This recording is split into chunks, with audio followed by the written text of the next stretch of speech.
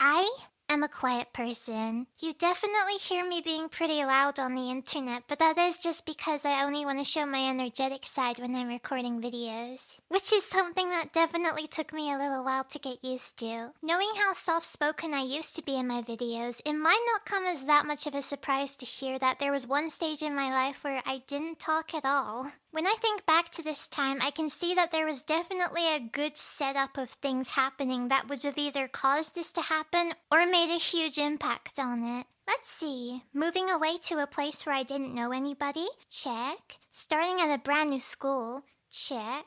The main language spoken in that school is one I don't understand. Yeah, check. Although I have talked about this stage of my life in videos before, I told you guys that once I started making friends I was okay. But that did take some time to start happening. There were some people who did try to communicate with me. Some of them spoke in English as well. But it was like I'd just frozen up. I wouldn't reply or speak out loud to anyone. The most I would do was nod or shake my head. It was like my brain had just decided, you don't need to talk anymore. And I just became completely mute. I can't be 100% sure, but I do feel like for me it came from feeling really overwhelmed of all the sudden huge changes. And so this left me feeling incapable of speaking to other people. It's a difficult feeling to explain. There were times where I wanted to reach out and make friends, but I just felt like I didn't have the power to get my words out.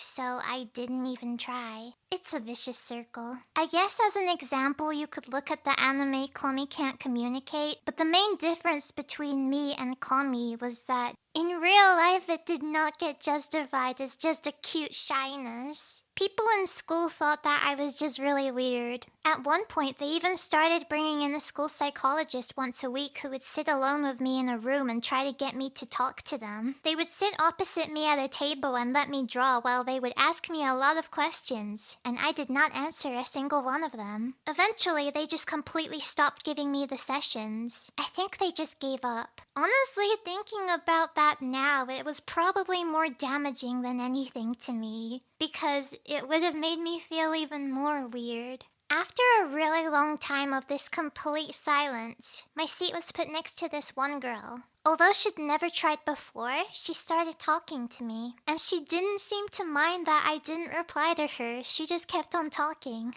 I got used to being around her, and then one day I finally used my voice to speak to her. And she didn't make a big deal out of it, which I really appreciated. And you might be thinking, oh, so this is when you finally started acting normal again.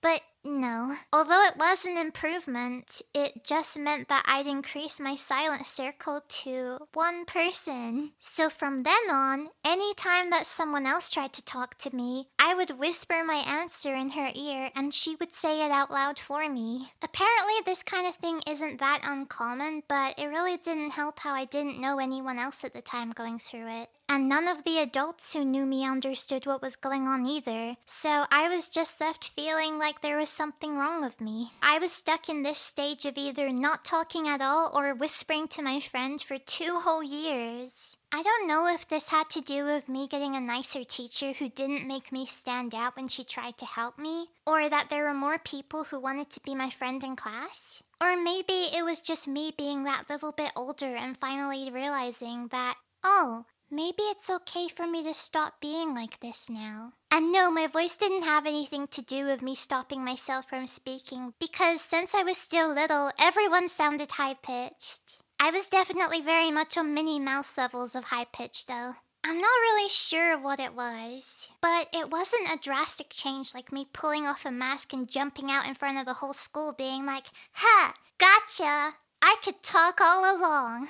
It was a slow process of me coming out of my shell little by little. And I finally started feeling like I could say things for myself again. Not that I ever stopped getting nervous about it. Anytime I had to speak or read out loud in class, I always felt like my heart was gonna burst through my chest. I was so nervous. I made new friends in class too. The girl I sat next to even gave me a nickname, Gatito, which is Spanish for kitten. This is because of the next weird phase that I went through in my life. I do wish that I'd gotten more help with social anxiety when I was young, though. It probably would have made my school years and even my adult years a bit better.